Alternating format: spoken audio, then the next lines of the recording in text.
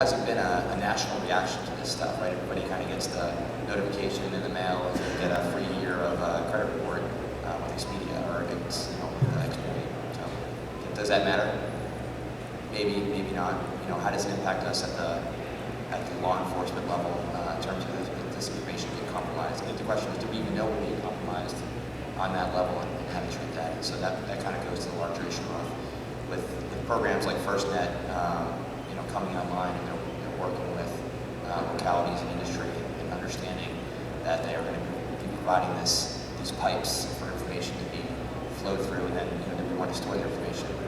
What requirements do we want to have in place from a cyber standpoint to protect this? And that's going to require certainly training and understanding at different levels and responsibilities shared across not only the government but in the private sector, and how to work through all that stuff. So I think that there's a long road to go. Certainly the solutions are out there, but how it's implemented is going to be the challenge.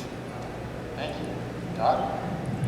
Again, I agree with James in that we don't have common standards, and Panasonic deals with the standards not just with this industry, but across a multitude of industries. So I go talk to the people in our avionics business, and I say, what cybersecurity standards are you implementing? And they're pretty much driven by the aviation industry. I go to the automotive people, they're driven by the automotive industry. And there's not a connection between these different industries, and there needs to be some platform or foundation that is provided. Now, granted that the government has a very difficult job if we mandated that they legislate standards, because they aren't the experts. The people in this room collectively, and the people in the other trade associations and industries need to work together, and that's happening here and there. But still, getting the assistance of the government. I was in a meeting with a bunch of financial people and a high-level person in the White House that was responsible for security concerns. And these people are people who had been the target of some attacks, and they were saying, who do we go to find out what's current, what's happening, and is there a threat that we should know about rather than having to wait 3 months? And the response was, well, you can talk to Homeland Security, you can talk to the Secret Service, you can talk to the FBI, and just figure out which one of those agencies you like to work with and establish a relationship with them. And we're kind of trying to maybe sort of sometime, somewhere, get those three industry agencies to work together to share information. And it fills me full of concern that, at least from the legislative side, we need more active participation, and what their role can be is to be able to combine information from these people who are at the forefront of seeing these attacks and threats and giving our industry or industries appropriate information that's actionable. So it's kind of analogous to what we talked about before, is the information's out there, but what do we do with it?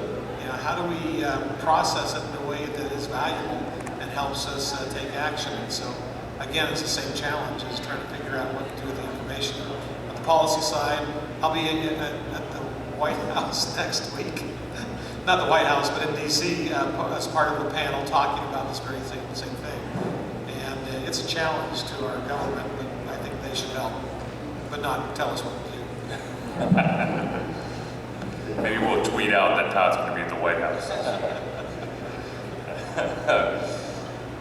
Policy and procedure is paramount, and I think that needs to take a little bit of higher priority, especially in the FirstNet world. But the other piece of security is around enforcement. Policy and procedure needs to be put in place, but enforcement of those policies and procedures is just as important.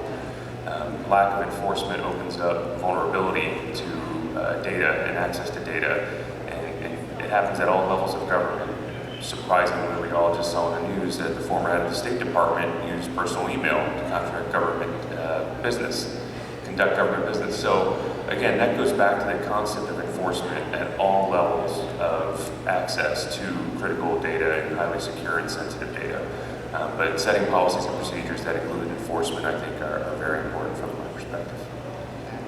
Scott, what kind of security stuff do you guys use? Security is extremely important. You've got threats such as malware, espionage, financial threat, just attack of the network to take it down.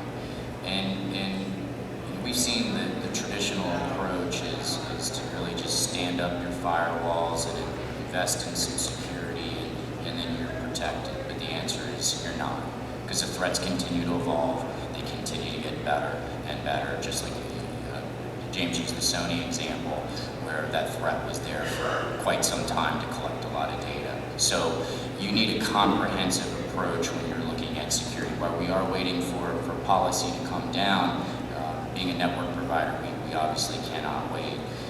So we take security to heart, and you have to be constantly monitoring your network. For example, AT&T has 2,000 people. Pretty much you line up 100 AT&T employees, and about one of them is involved with securing the network. And they basically monitor traffic over the network on a daily basis, 340 billion records, because we manage 60% of the global internet traverses our network. It equates to 7 petabytes of data that's just looked at to determine if there's any issues. I'll give you an example. If anyone's ever done a tour of our General Global Network Operations Center in Bedminster, New Jersey, you get a presentation. It's just an amazing presentation about the kind of the big data aspects of the intelligence that's within AT&T's network. And they showed this is the day that Russia invaded Ukraine. And AT&T knew about it before the news did, because you could see that the traffic and the bytes that are moving around the world, you could see just these red heat map just explode in the Ukraine area. So you have to be constantly monitoring the network. You have to constantly see if you see any anomalies going on. And again, going back to my managed service comment before, it's a very tough business, and there's people that are very good at it. There's good manufacturers out there, and mobile network operators work with the best of breed operators to put together a solution that's comprehensive. So it's a consideration when you're talking about security to leverage your network operator. And going to FirstNet, which is going to be another critical aspect. You are going to be the largest network target. I mean, you are public safety. So you have to think about an evolving approach, and managed service could very well solve it. Okay. So Patrick, how do we secure the Internet of Bananas? And by the way, if a banana gets hacked, does it become pudding, or what is that? Hacked banana, I like that. We'll see how that, if that ever happens, it probably will. Yeah, cybersecurity in broader context is a very broad area. And we had some excellent keynotes yesterday about that in this show that talked about all of this and how it involves technology, but not just technology, people and processes as well. I'm not going to cover all of that because that is a very broad topic. But just one aspect that I want to touch upon, and that is protecting your data. When you go into this world where you have an enormous amount of data, a lot of sensors, a lot of information, you need to be much more granular in how you handle the data. So location is a very good example. My smartphone tracks where I am, and it has my location. But I do not necessarily want everyone to know where I am at. It depends on who is asking. So now, how do I give consent? How do I permit other people to see my location? Those type of aspects are very important in this world when everything is connected, 50 billion devices and so on. And we need to find ways to manage data on a much more granular basis. Who owns the data? Who gives consent to? Who shall have access? How do you authorize those people that have access to it? How do you secure where it is stored? And how do you make sure that the data is not tampered with, that you can trust the data? So there are technologies addressing all of these things that can be employed by FirstNet and public safety. But at the end of the day, it's not just technology, it's people and processes. Thank you. So we have a little bit of time left. What is questions from the audience? Please come up to the microphone. Thanks, Doug.